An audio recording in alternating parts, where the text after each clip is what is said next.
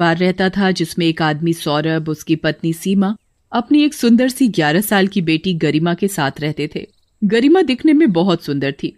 वो बिल्कुल दूध जैसी गोरी और काले बादल जैसे लंबे लंबे बाल थे, और वो दिल की बहुत साफ थी। सबसे बहुत अच्छे से बात करती थी, अपने माँ बाबा से बहुत प्यार करती थी। सारे मोहल्ले वाले गरिमा की तारीफ करते रहते थे। एक दिन गरिमा अपने बाबा से जिद करने लगी। बाबा बाबा मुझे कहीं बाहर लेकर चलो ना, मुझे कहीं बाहर घूमने जाना है। अच्छा, तो मेरी प्यारी सी बेटी को बाहर घूमने जाना है। अच्छा बताओ, कहाँ जाना है? हाँ बाबा, मुझे कहीं बर्फ वाली जगह लेकर चलो। गर्मी का मौसम भी है, वहां जाएंगे तो मजा आ जाएगा। तभी पीछे से गरिमा की माँ सीमा आ जाती है। अच्छा, अगर ठंडी जगह जाओगी तो बीमार नहीं हो जाओगी? अरे माँ, फिर हम कहाँ जाएं घूमने? अरे बेटी, उदास मत हो। अब मेरी प्यारी बेटी ने जिद करी है तो कहीं बाहर तो घूमने जाएंगे। एक काम करते हैं, गरिमा की नानी के घर चलते हैं। नानी से मिले तो ना जाने कितने साल हो गए। नानी भी गरिमा को देखकर बहुत खुश हो जाएंगी। हाँ माँ, सही कह रही हो, हम सब नानी के घर ही चलते हैं। फिर वो सब गाड़ी से नानी के घर चलने के लिए रवाना हो जाते हैं। गाड़ी चलाते चलाते रात हो जाती है और सौरभ बहुत थक जाता है। गरिमा अपनी माँ के साथ पीछे वाली सीट पर सो जाती है। तभी गाड़ी का संतुलन बिगड़ जाता है और उन सब का एक्सीडेंट हो जाता है और सब बेहोश हो जाते हैं। कुछ लोग उन सभी को हॉस्पिटल में भर्ती करा देते हैं। तभी सौरभ और गरिमा तो ठीक हो जाते हैं, पर सीमा की हालत बहुत बिगड़ जाती है। सौरभ और गरिमा बहुत घबरा जाते हैं। बाबा बाबा, मुझे बहुत डर लग रहा है। माँ ठीक तो हो जाएगी ना? हाँ बेटा, तुम चिंता मत करो, तुम्हारी माँ ठीक हो जाएगी। तभी डॉक्टर आता है। सौरभ भाई साहब, जरा आना हमारे साथ। सौरभ गरिमा को वेटिंग रूम में बिठाकर डॉक्टर के साथ अकेले में बात करने चला जाता है। माफ कीजिएगा सौरभ भाई साहब, हम आपकी पत्नी को बचा नहीं सके। कि क्या? ये क्या कह रहे हैं आप? अब क्या होगा? इतना कहकर डॉक्टर अपने ऑफिस में चला जाता है और सौरभ के पास गरिमा को सब कुछ बताने के अलावा कोई रास्ता नहीं बचा था। बेटी गरिमा, अब तुम्हारी माँ नहीं रही।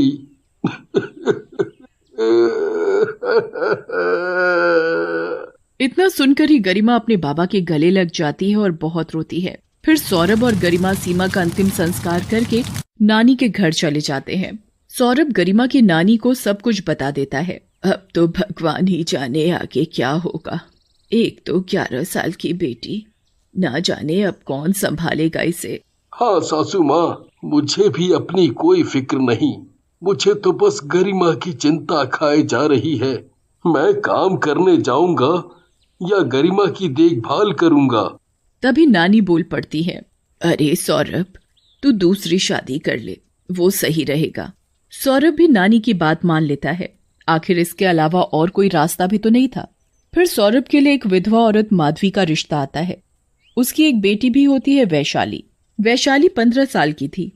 जब रिश्ता मिलवाने के लिए सौरभ और माधवी घर बुलाते हैं तो गरिमा को पहली नजर में देखकर ही माधवी के मन में उसके लिए ममता भर जाती है। पर जब वैशाली गरिमा को देखती है तो वो उससे जलने लगती है, क्योंकि वो उससे बहुत सुंदर थी। सौरभ और माधवी का रिश्ता पक्का हो जाता है और फिर माधवी वैशाली को लेकर सौरभ के घर चली जाती है। हर रोज माधवी गरिमा को बिल्कुल अपनी बेटी की ही तरह प्यार करती थी और वैशाली इस चीज से भी बहुत जलने लगी। इसलिए वैशाली गरिमा से बिल्कुल अच्छे से बात नहीं करती थी। पर गरिमा कभी भी बुरा नहीं मानती थी। उसे विश्वास था कि वो दोनों कभी न कभी तो प्यार से रहेंगे। जब गरिमा और वैशाली दोनों मिलकर स्कूल जाते थे तब भी सारे बच्चे उन दोनों की बराबरी करने लगते कि गरिमा तो वैशाली से ज्यादा सुंदर है, ये तो उसकी बहन लगती ही नहीं। ये बातें सुनकर वैशाली बहुत गुस्से में आ जाती है। ये मेरी बदकिस्मती है जो मुझे तुम जैसी बहन मिली। गरिमा बहुत उदास हो जाती है और ये बात किसी को नहीं बताती। एक दिन वैशाली जब गरिमा को सोता हुआ देखती है तो वो कैंची लेकर गरिमा के पास जाती है और उसके सारे बाल काट देती है। जब गरिमा उठती है तो देखती है कि उसके सारे कटे हुए बाल बिखरे हुए होते हैं। मेरे बाल, ये कैसे हुआ? मैंने काटे तेरे बाल। बड़ा घमंड था ना तुझे अपने बालों पर। ले, अब तेरा घमंड चूर चूर हो गया। पीछे से माधवी सब सुन लेती है और वैशाली को बहुत डांटती है, पर इस बात का गरिमा को बिल्कुल भी बुरा नहीं लगता। माँ, आप दीदी को कुछ मत कहिए, ये बाल ही तो थे, फिर आ जाएंगे। देख अपनी बहन को, तुझसे छोटी है पर तुझसे कितनी ज्यादा समझदार है, कुछ सीख अपनी बहन से। ये बात सुनकर वैशाली को गरिमा से और नफरत होने लगती है। एक रात को वैशाली को गरिमा के ऊपर इतना गुस्सा आता है कि वो उसे जान से मारने की योजना बना लेती है। अगली सुबह, गरिमा गरिमा जल्दी मेरे पास आ, मुझे तुम्हें कुछ दिखाना है। क्या हुआ दीदी, क्या दिखाना है तुम्हें? अरे जल्दी चलो, मैंने वहां पहाड़ी के पास बड़ा सुंदर इंद्रधनुष बनता हुआ देखा। अच्छा दीदी रुको, मैं आती हूँ। वैशाली गरिमा को पहाड़ के पास ले जाती है। दीदी बताओ ना, कहाँ है वो इंद्रधनुष? वैशाली चुपके से गरिमा को धक्का मारकर पहाड़ी से नीचे गिरा देती है। वैशाली घर जाकर चिल्लाते चिल्लाते माधवी को पुकारती है। माँ माँ, वो क्या, वो बोलना क्या हुआ? माँ वो गरिमा पहाड़ी से गिर गई। क्या? ये क्या कह रही है? गरिमा पहाड़ी से कैसे गिरी, बता। माँ वो गरिमा खेलते खेलते पहाड़ी से गिर गई।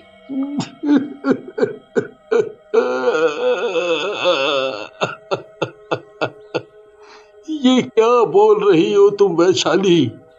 मेरी बच्ची, मेरी बच्ची! सौरभ पहाड़ी की ओर भागता है और वहां जोर जोर से गरिमा गरिमा चिल्लाने लगता है और बहुत रोता है। तभी गरिमा मरने के बाद भूतनी बनकर छिपकर ये सब देख रही होती है और बाबा को रोते हुए देखकर वो भी रो जाती है। पर गरिमा अभी भी वैशाली से अपनी बहन जैसा प्यार करती है। वो जानती है कि ये सब वैशाली की जलन की वजह से हुआ है।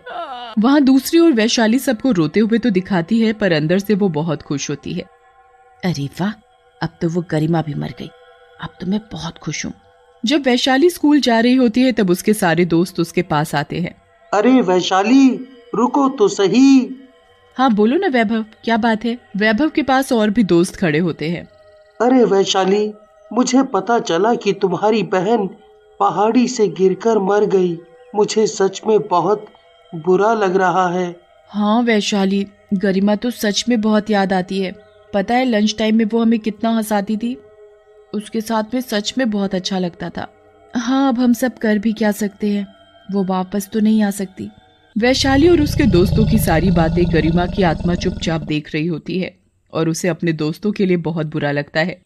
फिर वैशाली वहां से चली जाती है। वैशाली को अपने दोस्तों की बात सुनकर थोड़ा बुरा लगता है। उसे गरिमा की कमी थोड़ी खलने लगती है। जब वैशाली स्कूल से घर वापस आती है तो देखती है कि घर बहुत सूना सूना लग रहा है और उसकी माधवी भी बहुत उदास है गरिमा के जाने से। अरे वैशाली तुम आ गई, जल्दी से हाथ मुंह धो लो, फिर खाना खाने आ जाना। वैशाली को फिर से थोड़ा सा गरिमा के लिए बुरा लगता है। फिर वैशाली खाना खाकर सोने चली जाती है। उसके दिमाग में वही लम्हा घूम रहा होता है जब उसने गरिमा को पहाड़ी से धक्का दिया था। इस बात को सोचकर वैशाली सो नहीं पा रही थी और वो उठ गई। वैशाली अपनी माँ के पास गई। माँ, मैं अपनी दोस्त के घर स्कूल का काम करने जा रही हूँ। अच्छा ठीक है, पर जल्दी आ जाना। ठीक है माँ। इतना कहकर वैशाली घर से निकल जाती है। तभी उसका मन उस पहाड़ी के पास जाने का करता है जहाँ से उसने गरिमा को धक्का दिया था और वो उस पहाड़ी की तरफ जाने लगती है। गरिमा की आत्मा भी वैशाली का पीछा करने लगती है। जब वैशाली वहां पहाड़ी के पास पहुंचती है और वो पहाड़ी के पास जाकर खड़ी हो जाती है और बहुत जोर जोर से रोने लगती है। हे भगवान, ये क्या कर दिया मैंने? मेरे हाथ में इतना बड़ा पाप। मैंने अपने हाथों से अपनी सौतेली बहन को मार डाला, वो बहन जो मुझे सगी बहन जैसा प्यार करती थी। हे भगवान, ये जलन के अंधेपन में क्या कर दिया मैंने? तभी गरिमा की आत्मा पीछे से सब कुछ देख रही होती है। नहीं दीदी नहीं, आप रोइए मत। ठीक है, अब मैंने ठान लिया है अपनी गलती का पश्चाताप करने और बहन से माफी मांगने के लिए मैं अपनी बहन गरिमा के पास जा रही हूँ। और तभी वो पहाड़ी से गिरने वाली होती है। तभी गरिमा की आत्मा अपनी पूरी शक्ति लगाकर वैशाली को पकड़ लेती है और उसे ऊपर खींच लेती है। वैशाली गरिमा की आत्मा को देखकर बहुत चौंक जाती है। तुम यहाँ बहन, मेरी बहन, मुझे माफ कर दो। मैंने तुम्हारे साथ बहुत गलत किया, मुझे माफ कर दो। ओह दीदी, आप मत रोइए।